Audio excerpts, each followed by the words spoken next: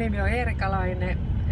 Tässä ajelen justiin autolla Helsingin keskustaan ja ajattelin kertoa asioita, joita mulla nyt tulee tässä matkalla viereen ja mitä mä oon opiskellut viimeisen nyt tämän kuluneiden kuukausien aikana.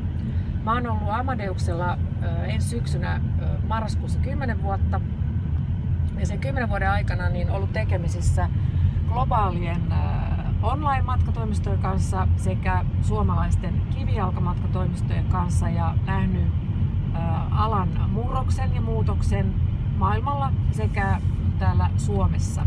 Ja nyt mä sain mahdollisuuden osallistua Haaga Helian matkailun sähköinen liiketoimintakurssille, jossa käytiin sosiaalisen median kanavia, miten siellä olla läsnä, miten siellä markkinoidaan, miten siellä myydään. Niin mä ajattelin jakaa sen kaiken tiedon omalla työpaikallani ja myöskin matkatoimistoille, joiden kanssa itse teen päivittäin töitä.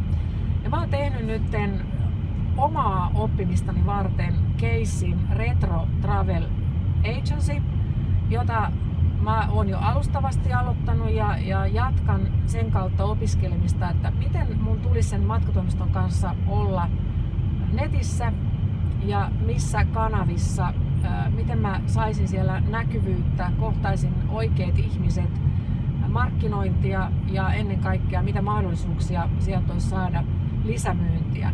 Ja tää mun Retro Travel Agency, niin se on ihan puhdas keissi, että se ei tule ole mikään oikea matkatoimisto.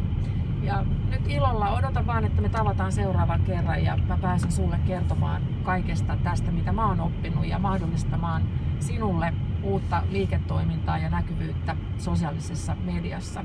Eli tapaamisiin.